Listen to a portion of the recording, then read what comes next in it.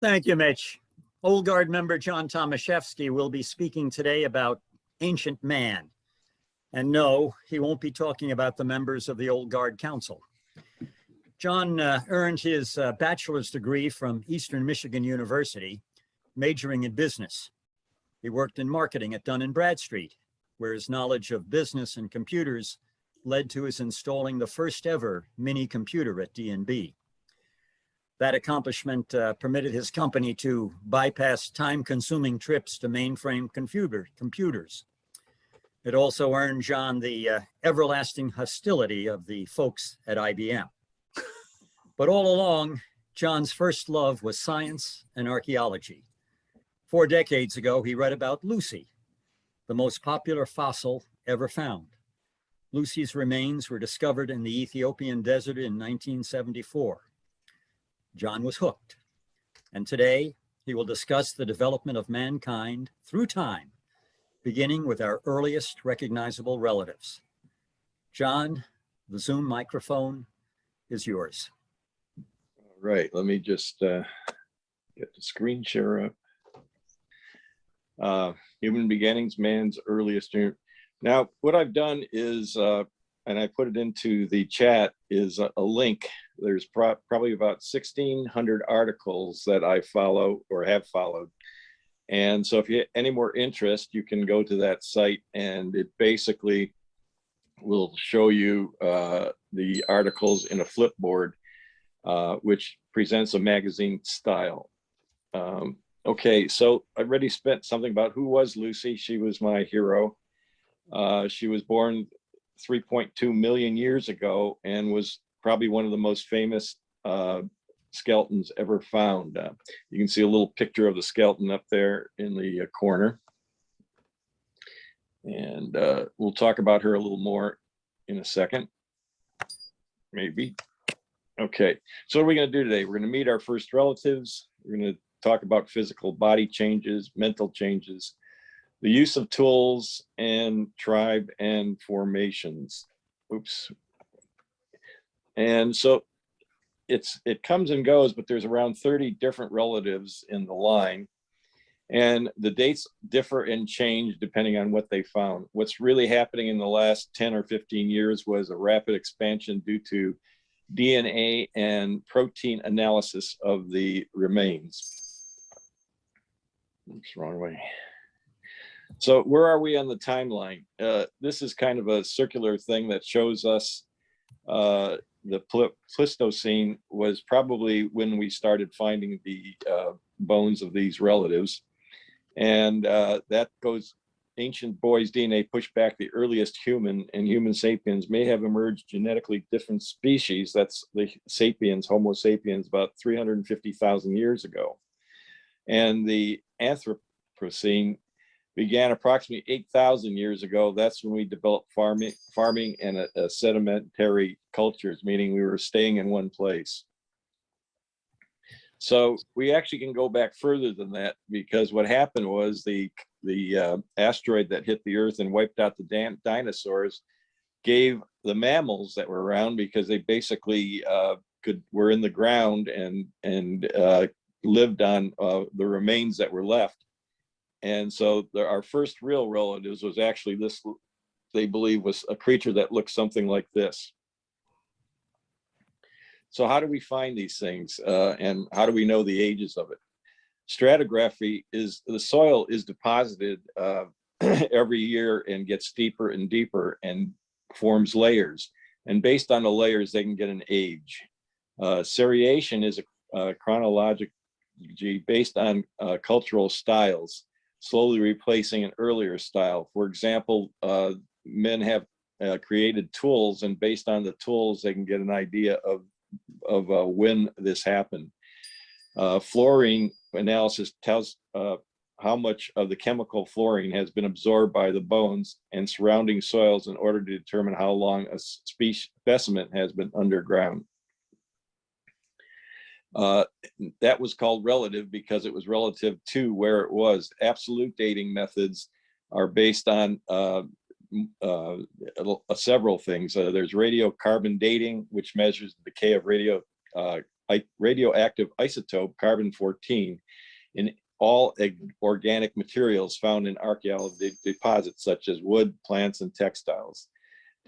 Chronology is a variation in cross sections of wood. They have thousands of wood samples, and based on the layer of the wood growth, they can tell approximately what year something happened. So if there's any wood in a building or in any other object, they can look at the rings and figure out when it came.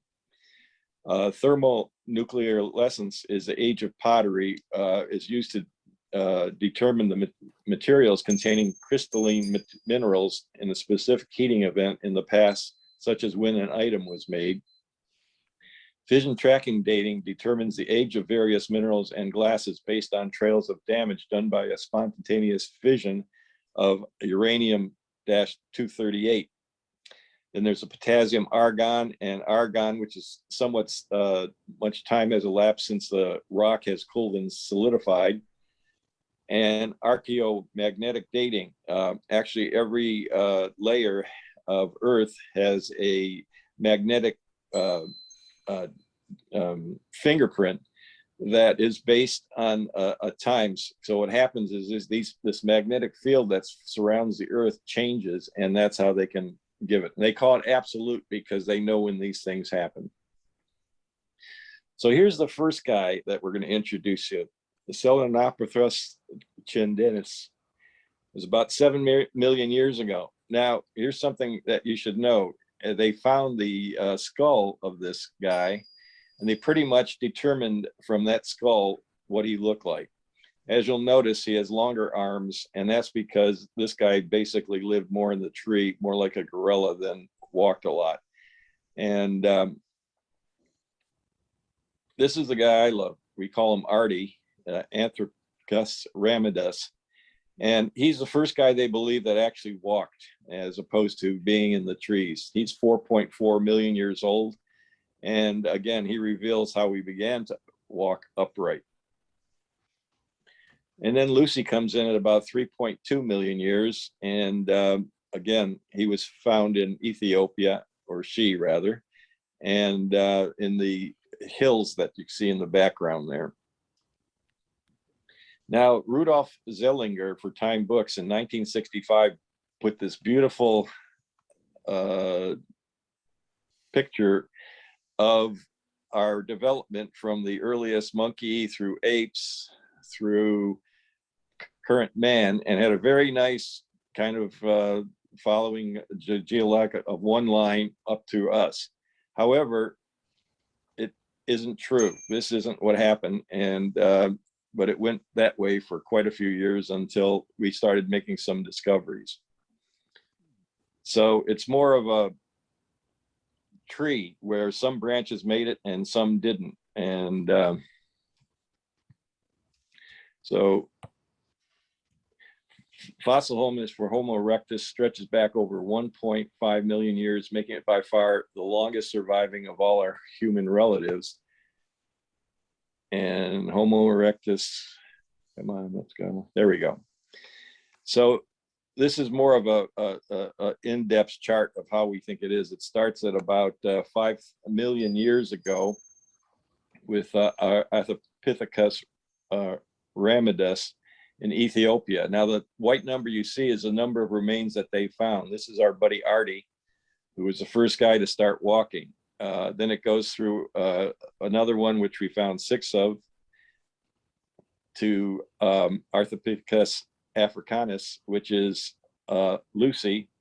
And she started using unshapen tools, which we will get into in a little bit. And so on the right here, we have a line that didn't really go anywhere. It died after several 100,000 years. And on the left is our line. And as you can see, there were a couple dead ends, Homo habilis, and then we go to Homo erectus, which is a guy I'm going to be talking about a lot.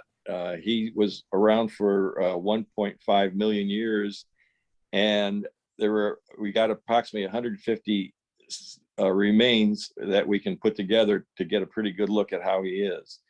And it goes up through the present with Homo Neanderthal. And this chart doesn't even show some of the most recent finds, like the Denisovans, which we will show you in a little bit, and the Floresians.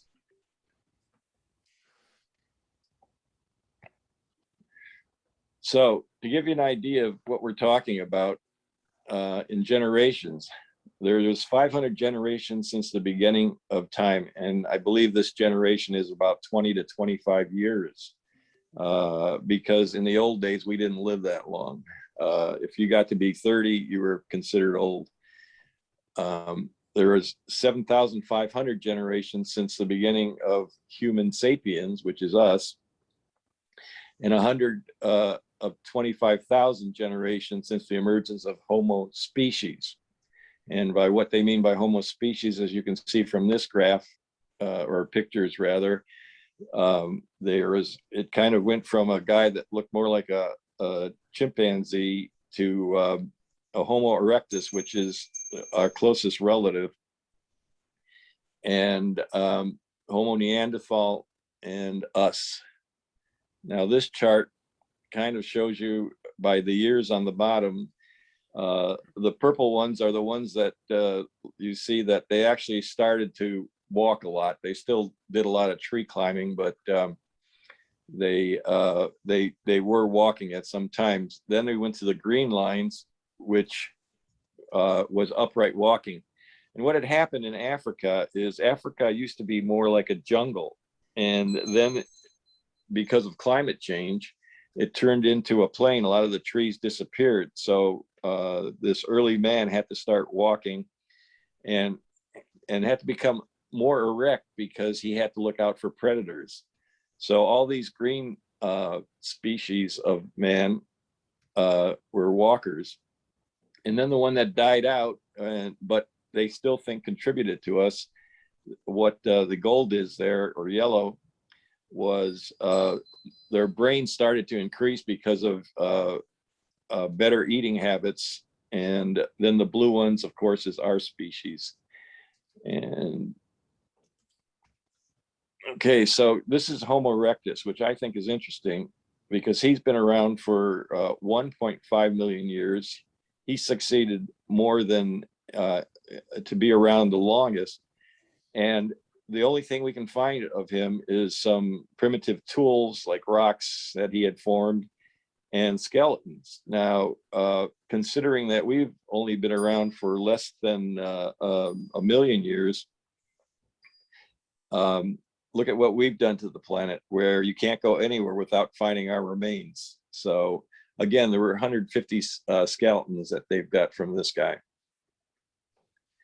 So Neanderthals, that was one of our last lines that didn't make it.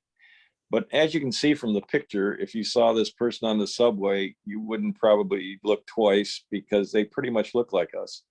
The early depictions of these made them look more like apes, and but they've since found out that they pretty much look like us. Now, the big difference is in the size of the head. They're actually quite larger than we are in the head. But and this next one picture shows where they found a lot of the habitats for the Neanderthals, which came through Asia and then into Europe.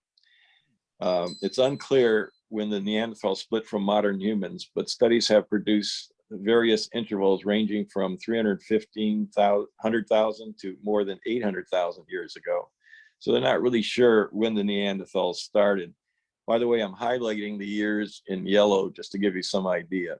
The time divergence of Neanderthals from their ancestral Heidelbergensis is unclear. The oldest potential Neanderthal bones date to about 430,000 years ago, but the classification is uncertain. Neanderthals are known from numerous fossils, especially after 130,000 years ago.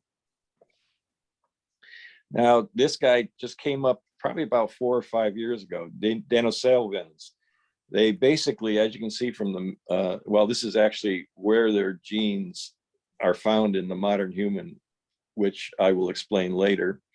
But they were basically found in Eastern Europe or Asia and Europe, in Tibet. Now they're known for being, their genes are known for being able to exist in high climates, meaning mountains. But the Denisovans mitochondria DNA extracted from sediment in the Basaya Karst cave on Tibetan plateau indicates that these humans, like folk, inhabited high altitudes roughly 100,000 years ago and gained around 60,000 years again. So cave sediment, possibly dated from 50 to 30,000 years ago, also yielded Denisovan mitochondria in DNA, and as a scientist report. And again, although these guys, you'd probably look at them twice, they could probably pass for somebody on a bus. So as I was saying, every year we find out new relatives. This guy was recently discovered of a 160,000-year-old skull in China. It's an interesting story. This was when the Japanese invaded China, and there was a Chinese farmer who found this skull, but he didn't want the Japanese to get it and take credit for it, so he threw it down a well rather. And so it's been down there for since the war, World War II. And just recently he was dying and told his relatives about it, and they went and dug it up. And they found that this is another line that we don't really know a lot about. It's called Homo longi. And it's not the Neanderthals that distinct, but more related to our own. His brain, however, was about 7% larger than the average brain of a living human, which is interesting. And they call him the Dragon Man. Now, one of the things that I was talking about, from the trees to a walker, was a redesign of the shoulder. And as you can see from this, before, most of the monkeys and apes all kind of squatted, and they had strong shoulders for getting into trees. As you'll notice from the skeleton on the right, that's changed, and we've got longer legs and shorter arms, and our shoulders are made more for walking than for climbing trees. So this chart kind of shows where we found most of the remains of these primitive people. And so it basically is all over Europe. There aren't a lot in the Americas. However, reading about these things, it was always, they thought anywhere between that the Americas became populated by humans anywhere from as early as 13,000 years ago to 18,000 years ago. However, just recently, and I believe that's in the last 2 years, they found a cave in Mexico, and they found the remains of a person who was 33,000 years ago. So this is what I'm getting at. A lot of this information that we get changes. So there's nothing that's 100% definite when you're looking at our ancestors, because they always seem to find a new skeleton somewhere. So researchers have redated overlooked skull from the cave of Jebel Arhound in Morocco to a startling 300,000 years ago and unearthed a new fossil stone tools. The result is the oldest evidence of Homo sapiens, us, pushing back the appearance of our kind by 100,000 years. So this just happened not too long ago also. So it's pushed us back to quite a bit, from 200,000 to 300,000. And here's just some replications of the way they believe that these people looked. And as you'll notice, the ones 7 million to 2.4 million years ago, or 1.6 years ago, still look a lot like apes or monkeys. And then they began to get better and look more like us, to the point where if you look at the last row, again, although these people might look a little different, they could probably pass for somebody walking by us on a road.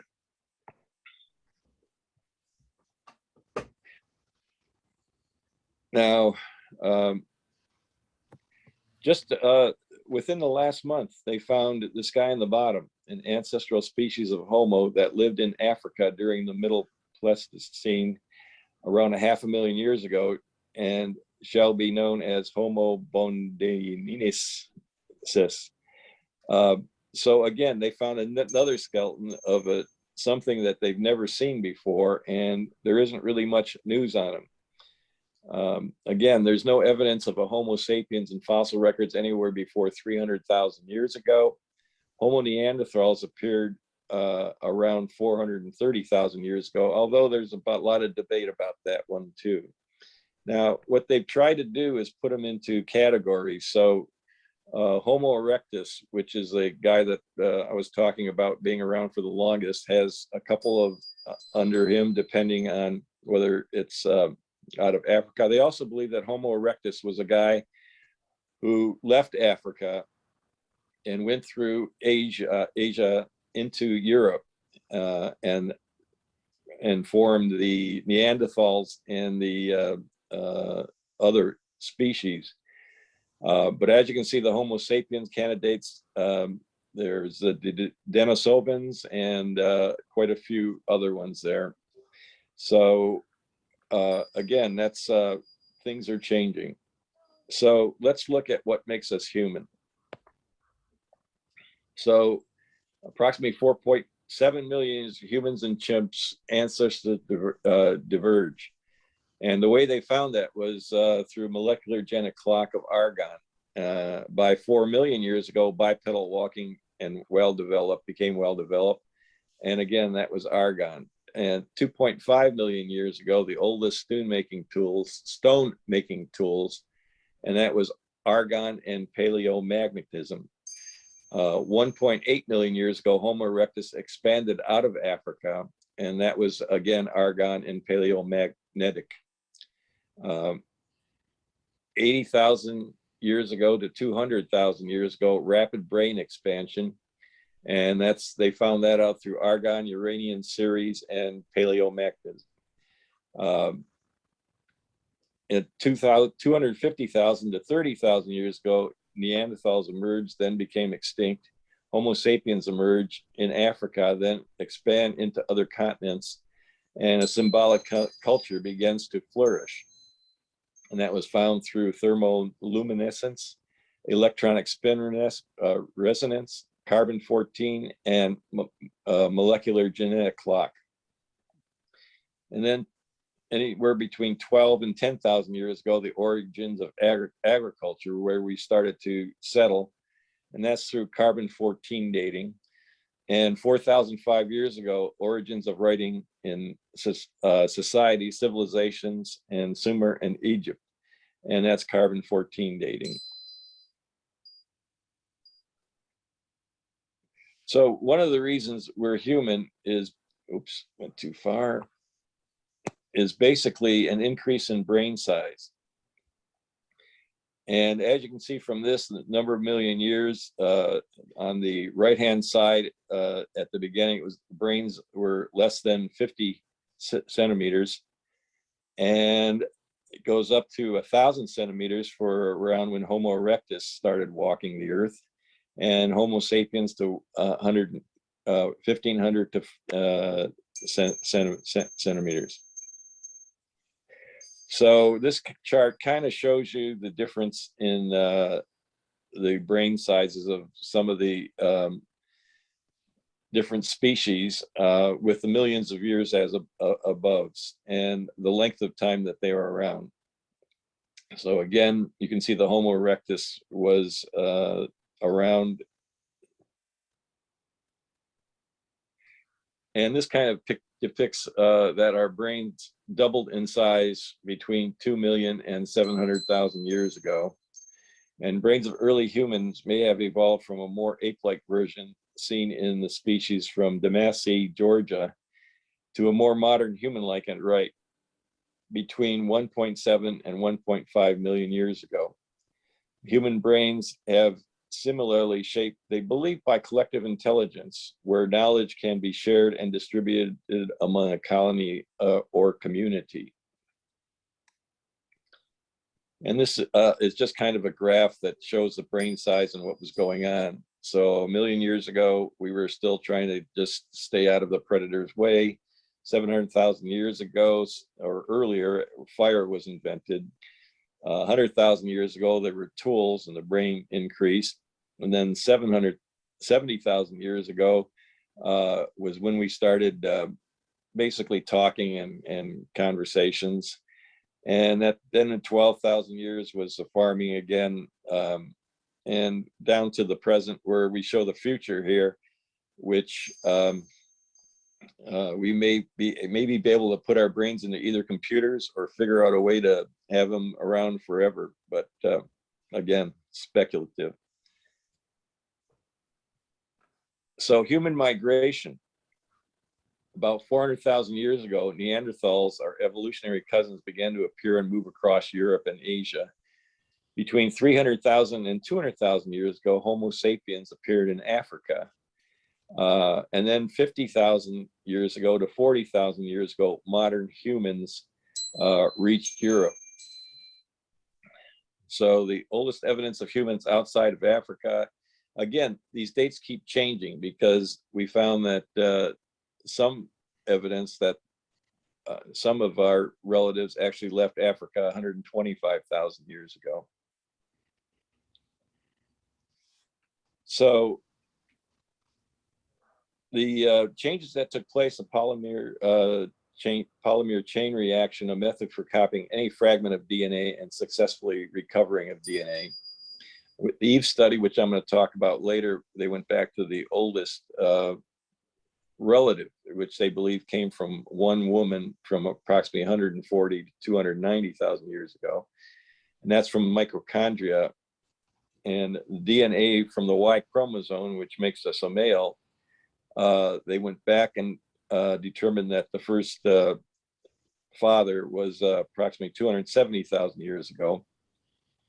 It's interesting, to avoid contamination, when they find ancient DNA, they handle it with gloves who are stored in a negative 20 degrees Celsius, mostly because the big thing is if they touch it with their hands, the DNA from our hands would be put into the bones.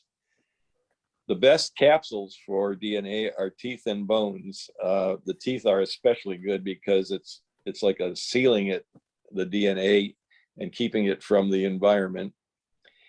And as of 2021, the oldest completely reconstructed human genome is approximately 45,000 years ago.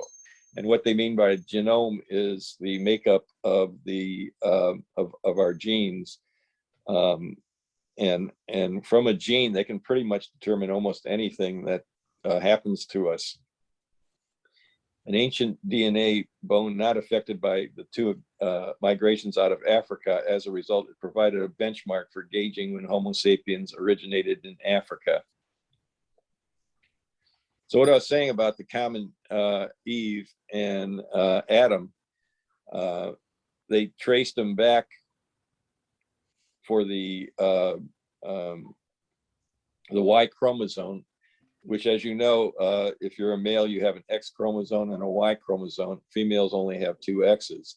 And basically the way they do that in DNA is they look for mutations, and based on the number of mutations, they can go back, and they believe, well, who knows for sure, but they go back to a single male between 100,000 and 200,000 years ago. With the female, it's a little different. They use the mitochondrial, which is the energy unit in a cell. And based on that, they can go back to about 150,000 years ago. And they believe it was a single female that we developed from. And so that's that. Now, I found this interesting fact that we've had several near extinctions in the past, which probably made it a little easier to find that one female. Modern humans almost became extinct as a result of extreme climate change. The population may have been reduced to approximately 10,000 adults of reproductive age, and that was 74,000 years ago. And that was during one of the ice ages. So when did humans almost go extinct? About 1 million years ago. New genetic findings suggest that early humans living about 1 million years ago were extremely close to extinction. The genetic evidence suggests that effective population, an indicator of genetic diversity of early species then, including Homo erectus and the other Homo erectus, agaster, and archaic, almost went extinct 70 million years ago. When genetic differences between humans today is minuscule, the difference between you, me, and any of other members is about 0.1% on average. Studies of the same aspects of chimpanzees indicate that we only differ, the DNA differs only about 1.2%. So through the study and finding DNA, the researchers had piece of collaborating evidence that Neanderthals and humans interbred sometimes after the human migration out of Africa. So we were pretty friendly with our Neanderthal neighbors. And that was between 50 and 80,000 years ago. The DNA fragment found that the human X chromosome is present in 9% of humans across the world, from Asia to Europe to America, except in Africa, where it does not appear. Their genetic breakup doesn't show any Neanderthal in anybody who lives in Africa. Well, not anybody, but real Africans that have been there. The first portrait of a mysterious Denisovans was drawn from a DNA extract from a single finger bone, which I thought was pretty interesting, that they determined a completely new species, subspecies, just from the DNA found in a finger bone. Now, not only did our relatives have an affairs with our ancient Neanderthals and Denisovans, but they also found just recently, again within the last year, this picture of this young lady here, which they call Denny, was discovered at 90,000-year-old remains of a hybrid daughter of a Neanderthal mother and a Denisovan father. So Neanderthals inherit genetic makeup. A material is found in all non-African population and was initially reported to comprise 1 to 4% of the genome. The fraction was later redefined to 1.5 to 2%, 2.1%, and it's estimated that 20% of Neanderthal DNA currently survives in modern humans, which I'll explain in the next slide. In the Melanesian genome, 4 to 6%, or 1.9 to 3.4%, derived from Denisovans introgression. New Guinea, Australian Aborigines have the most introgressed DNA, but Aborigines have less than New Guinea. So it's the Denisovans basically stayed to the Pacific Islands and Tibet and that area. So there's been a lot of cross pollinating, I guess you would call it. And you can see from this chart that if you look at 1, that was early modern humans and Neanderthals. 2 is humans and Neanderthals. 3 was humans and Denisovans. 4 is Neanderthals and Denisovans. And then we have a ghost population determined from DNA. They haven't found any direct bones or anything of a ghost population, which the Denisovans, based on their genetic makeup, got from this unknown mysterious hominin. So I'm going to read this to you. It's fairly interesting about why we have Neanderthal in us. Many people around the world, all non-African populations, still contain genes from Neanderthals, a testament to the past interbreeding between two species. But the importance of this interbreeding may have been understated. The new study found that just 1.5% of human genomes is both unique and shared amongst all people living now. And up to 7% of the human genome is more closely related to that of humans than to that of Neanderthals or Denisovans. This doesn't mean that we're 93% Neanderthal. In fact, just 20% of Neanderthal DNA survives in modern humans, and non-African humans contain as much, just around 1.5 to 2% Neanderthal DNA. But if you look at different people, they have bits of Neanderthal DNA in different places. So if you add it all up to the parts where someone has Neanderthal DNA, that ends up covering most of the human genome, although it's not the same for everyone. So although we have a lot of Neanderthal DNA across our species, it's only about 1.5 to 7%, which uniquely human DNA refers to us. So every one of us has, that is non-African, has some bit of Neanderthal DNA in us. And another thing, besides DNA, there's also another technique, less sensitive, of a molecular tool that analyzes the proteins built from DNA. So with the increase in our genetic studies, we're finding more and more information, even in past bones that we have found. Just to give you a journey, my own journey, I did a DNA test. And as you can see, it almost follows the migration pattern of humans from Africa through the Middle East into India, and then, of course, Europe and Russia, which is my #1 country connection. Now, what I don't understand is there's also an arrow pointing to South America, and I have no idea where that came from. Now, I'm going to go through some of the things that make us human. One of the first things that developed after we left our trees was an opposing thumb. So what opposing thumb meant was we could do things with our hands that most primates can't. And as you'll notice, there's they either have fingernails that would get in the way of doing anything, to suction cups, which are great for holding on to trees and stuff. And most of the apes have a very short thumb, so it's very hard for them to grasp something like a screwdriver. And again, here's a little thing about how the difference between how we can grasp and hold things, which gives us a precision grip, which is a power grip that most monkeys and other apes don't have. So a big thing that we found is the development of speech. They believe that endocasts of 34 other human fossils from various species between 2 million and 70,000 years ago, they found fossils younger than 1.5 had a more modern like frontal lobe, perhaps making that time critical junction when our lineage developed the capacity for complex language. So when we started to actually communicate more between us was when our brains started to develop the frontal lobes, which are very important for that type of thought.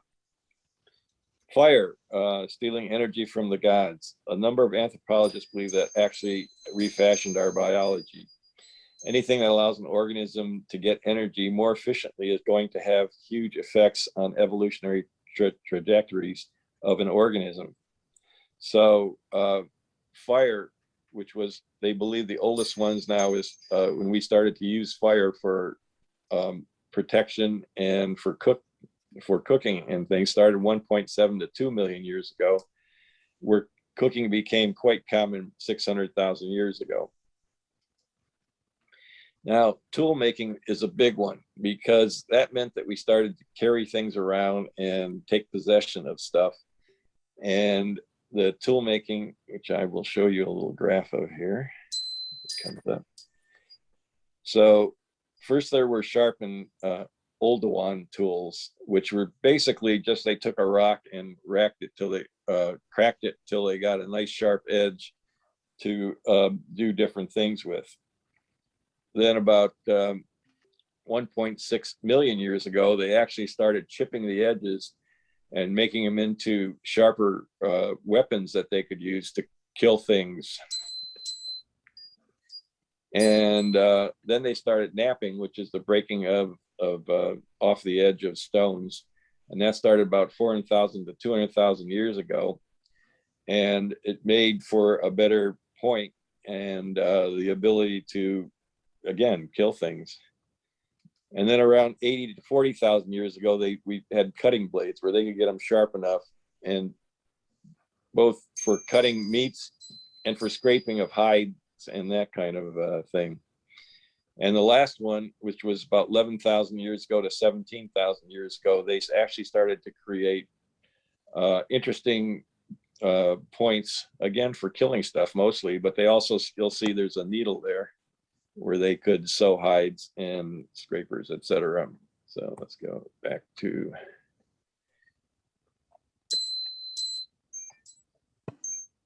Okay, another thing that made us human was we got together and we had tribes and wars.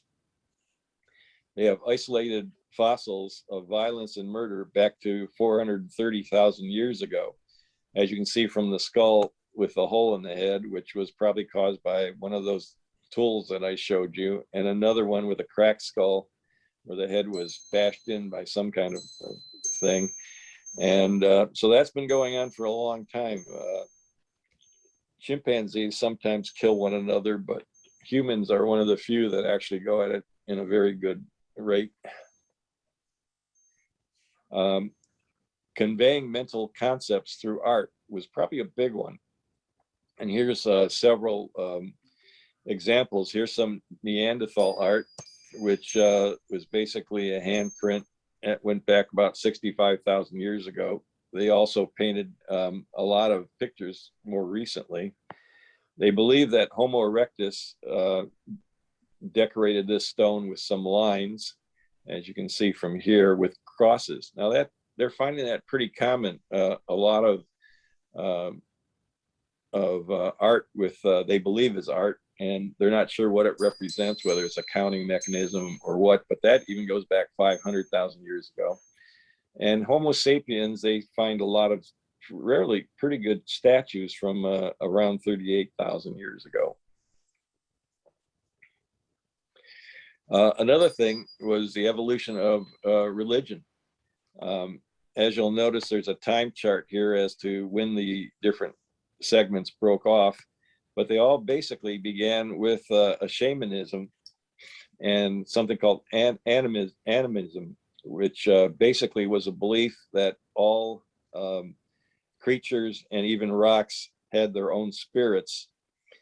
And back, if you can remember, when Indians would kill a bison or something, they would take time to appreciate the bison's mother and father for supplying the food.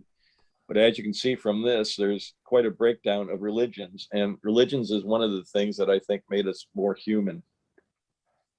Oops.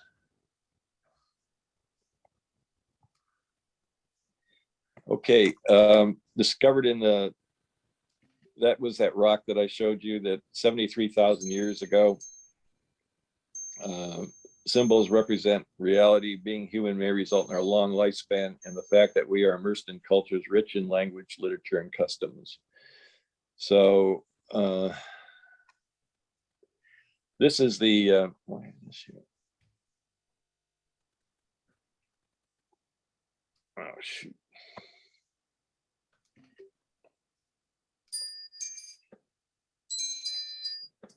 So this is what they believe is the oldest tablet written in Pro-Elamite script. Was created as early as 4 millennium BC, making it one of the oldest known written documents ever excavated. it's a cylinder. They still haven't figured out what it said, but that's what it looked like. And the development of writing, of course, was a big one, because that way we could capture our thoughts and have them preserved. And that they believe started around 4,000 to 3,500 before the Common Period. And this is kind of the way language developed. You'll see a little bit of the different languages all going into one to form the English. The numbers also stretch back at tens of thousands of years. This one, they believe someone was counting on I believe it's a baboon bone, and that went back 60,000 years. They believe we started by counting using our fingers and toes. A society with more material possession had a greater need to count. If you had sheep or acres of corn, you wanted to know how much you had. Low value numbers 1 to 5 are among the most stable features of any spoken language. So even some of the more tribes in the forest can count to have ways to determine between 1 to 5. Some go further than that, and some just stop at more than 5. Government was another big one that thing. We went from where you had groups of people in caves where someone had to be the head honcho, to systems of government with the Greece, with their getting together, finding the groups of people to determine what the body wanted. And that had a lot to our development.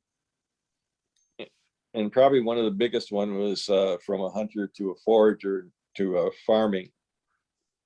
Some of the earliest evidence of farming comes from archaeological sites in Tel Abdu Hareya, a small village located in the Euphrates River in modern Syria. The village was inhabited from roughly 11,500 to 7,000 years ago. Inhabitants of this village initially hunted gazelles and other game, and around 9,700 they began to harvest wild grains. Several large stone tools for grinding grains have been found at the site. Fields act like a kind of solar panel, but instead of making electricity, they turn sun's rays into packages of digestible chemicals. The city of Uruk today is considered the oldest and was first settled in 4,500 BCE, and walled cities for defense were common by 2,900 BCE throughout the region. So this is what that first city kind of looked like. And this kind of shows you the rise of cities. It's interesting that they're all in the warmer area around the equator. But if you look at the dates on the lower left and the description on the bottom, it gives you some idea of the spread of cities, which probably had a lot to do with our becoming humans we are today. So my conclusion, the reason for human progression from apes to a creature that is changing the planet is our ability to share our work ideas and creativity. Our high needs to socialize, to teach and learn, developed and expanded our brains and our concept of our present reality. So with that, I guess we can go into questions.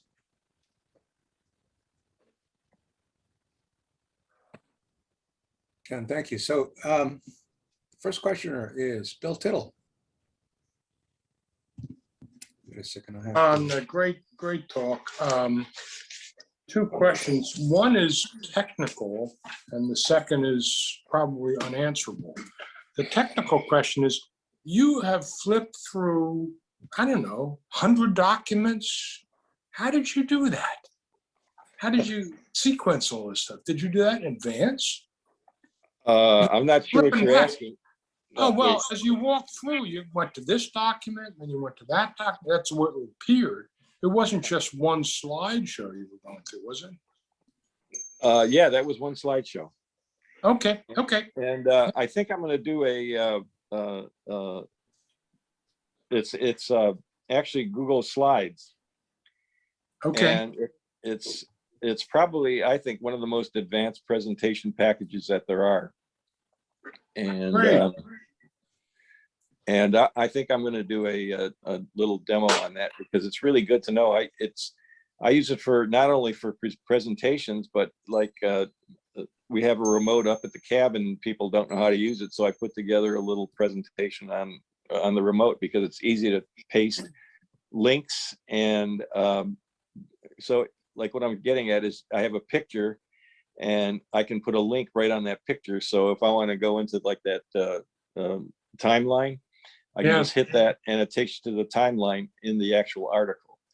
But it's really a strong one. What was your second question? The second question was, is there any evidence of a correlation between brain size and intelligence? I believe the answer to that would be no. Yeah, I You think can that's have- true. I've seen some guys with big heads that are dopes. I have a big head, so watch what you're saying. Okay, well, nothing personal. Thanks a lot, John. Okay, Alejo. John, a fascinating talk. You almost answered a question that I've had about our origins, but not quite. So let me ask it very explicitly. Suppose we have the family tree of all living people today, people who are living today. And for a given country, we identify the most recent common female ancestor. Let's call her E sub C, Eve for country C. And likewise, we have the first common male ancestor for country C and call that person Adam sub C. Does anybody have any idea of whether Adam sub C and Eve sub C came from that same country or same continent? Is the male ancestor that derived all the people in the United States today, the most recent male, of the same ethnicity as the same female that derived all of the people living in the United States today? Well, I don't think it has too much to do with countries because of the way, like the United States is a big mix of people, so it'd be hard to tell. That's exactly why I'm asking this question, because we can then look at the evolution of the origin of Eve sub C and Adam sub C as a function of time, as a function of immigration. How has our common ancestor changed over the period of time? Well, they can probably do that because ever since I think it was 10 or 15 years ago, they found the complete human genome. So they can actually look at the genome of any individual and determine based on the difference from other ones and mutations where that person came from. So I would imagine that in 20 or 50 years from now, they'll be able to do exactly what you're talking about. But I don't think we're to that point yet where we can find out based on the present population where everybody came from. You saw my chart and it showed that like where I was basically came from, and I still don't understand what came from South America. Yes, it's very intriguing. There must have been somebody somebody who did an Indian or something way back when, because as far as I know, I'm 100% Polish. Thank you. Did it answer your question? Well, I think as best as it can be answered at this point in time. But it is amazing what's going on right now. You know, Okay. what I found surprising, by the way, was that you identified some regions of the world where people tended to have a much more homogeneous ancestry, like the Denisovans. Denisovans, yes. That they haven't changed much in their common ancestry ever since their origin. Right, but I also found it very interesting in my studies to find out that the belief was that we had none of the Neanderthal or Denisovans in us, and what we've recently found is, and some of it has been to our good, like especially some of the genes protect us from certain types of diseases. So if you have this Neanderthal gene in you, which they developed over the years, you got a better chance. And recently with COVID, they found out that certain people can't catch COVID because of a gene thing. Now, where it came from, they're not sure, but it's interesting. Thank you.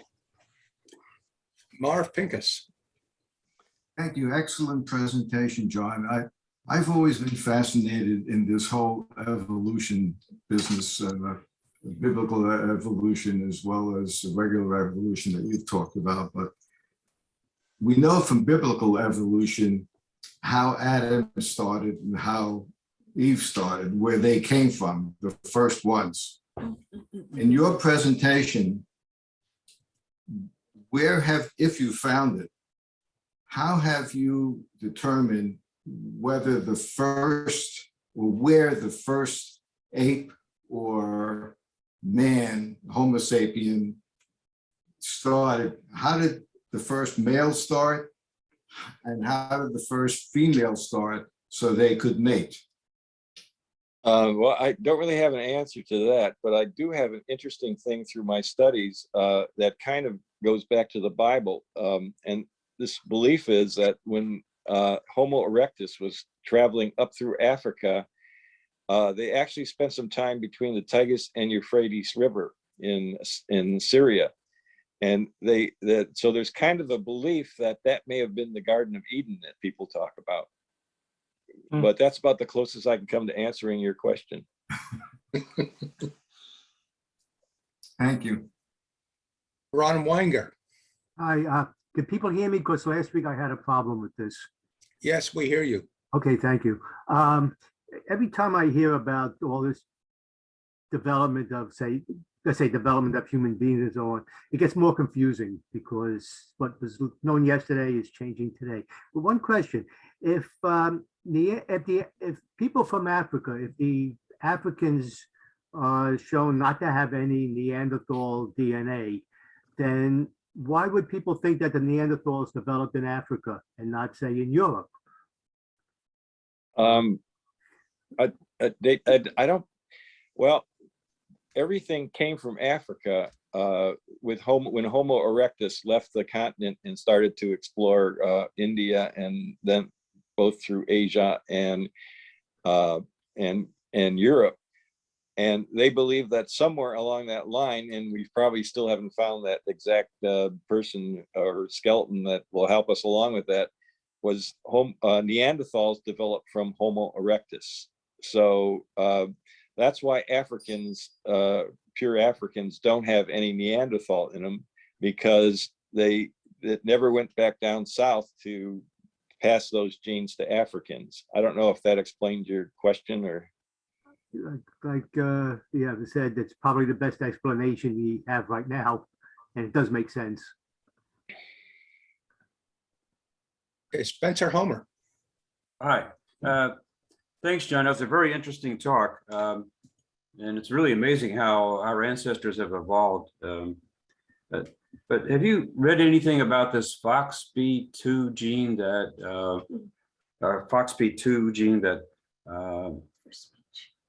it allowed the humans to develop a larynx, and by having a larynx, we were able to talk and communicate, as opposed to our relatives, the chimps and the monkeys and whatever, the apes. That humans had a better voice, larynx to communicate and to vocalize. Yeah, I've read about that, but I right now I can't really think of how it applies. However, I did come across a study, which I had a slide that I took out that kind of showed they did a study, and they took different language speaking people, and what they found was they made up words, and they found that people could identify it just by the sound of like snake, and I think child was the biggest one. And so anything that was animate and lived, people could almost figure out what it was just based on the sound, which means there's some kind of common relation between our speaking and all the different languages are there. But that's about the closest I came. I did read about what you were talking about, but to me, it doesn't come up right now. Okay, thank you, John. Rich Jager. Well, thank you much, John. I noticed, of course, that a lot of your slides, show the various species as a line of some sort, and I was fascinated by your one slide, which had those. It had Neanderthal, it had Homo erectus, but it also had those cross arrows from one to the other, representing some of the interbreeding. My question is how much we know about how much of mutation within these lines, and how much of the interbreeding resulted in Homo sapiens. Is it mainly mutations within that did it? Did that interbreeding make a significant addition to what we are today, to the extent that we know? Well, yes, mutations did make a huge difference. And the interbreeding, the best example I have of that is that when the Denisovans mated with Homo erectus, they created an ability for the modern Tibetans to be able to breathe rarefied air. So, and I also read where, again, I explained that earlier, that interbreeding with Neanderthal, that small amount that's in us, protect us from certain diseases that kill other species. Does that answer your question, or is it more? No, I think that's a pretty good stab at what we know. Thank Yeah, you. well, that's the thing about, I'm reading about this. Like I said, if I had to give the speech a year ago, there would be 3 slides that I couldn't have shown because they just found these new skeletons. Thank you, John. Thanks. Mitch, you're next. Yeah, hi. As with everybody, great job, John. I want to talk about the slide you had on the Denisovans. You had a map at the top with a whole bunch of dots all over the place. And I believe this is 100,000 years ago, thereabouts. And you had a lot of dots all the way from Europe over to Indonesia.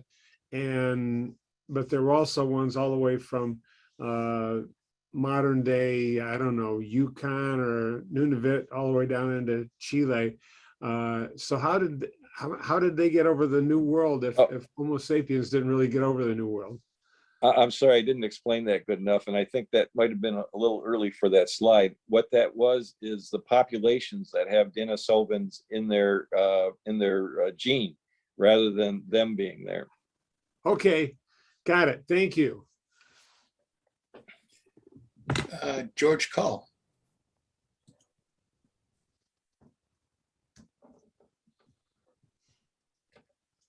Hi, George. Little problem muting and unmuting there. Hi, John. It was a great talk. Really liked it. The one thing I really learned new from that talk was about the near extinction events of our genetic lineage. The one question I have about that is, how did it consolidate or prune our family tree? In other words, when you see the family tree of humans, it seems to be an ever-growing tree with many branches. I would expect if there was an extinction event, you would see a collapse and a pruning of the tree such that there would be a lot fewer branches coming up. Oh, yeah, I think you're absolutely right. That did happen. And especially when we look at the the DNA studies that takes us back to the Adam and Eve. I think these pruning events help to get us back to that one person. Like they actually believe that everybody on Earth came from one female. But you're right. It did help to prune some of the events. And we almost got pruned, which would have been interesting. Not so interesting. Well, one little fact about that is with the Black Plague, we lost about 70 or 80% of our population then. And it turns out people who did not get infected by the plague also are immune to the AIDS virus that they, it was uncovered when they were doing studies. Paul, I'd like to show one last thing for those before I sign off. Here. Anyway, thank you. Great Oh, talk. I'm sorry. Let me try it again. Yeah, there we, oh, now we're seeing your, Okay, let me. Okay. See, I was telling you about this magazine Flipboard that I gave you the link for. So if anybody wants to really get into it, it's both available. This is on the Apple. It's an app, and it would be available on Android too. But it's also available just as a URL, which was the connection that I gave you. But as you can see, this Flipboard has collected all my 1,600 articles on this, and if so, it gives you a brief discussion. And if you click on them, it'll actually take you to that article and give you some idea of what's on there. I love this thing. If you ever want to keep a collection of ideas or anything, plus they give you the news, which is pretty good too. And you can also look up anything that you want, and it'll show you all the different people who have saved stuff on Neanderthals, for example, or World War II for that matter. And if you go into that, it will show you the history of science that somebody's put together. And so it's a really great website for those of you that want to get in now, if I can stop it. Hey, John, Yeah. I know you did a presentation at TUG once a year or so ago on Flipboard.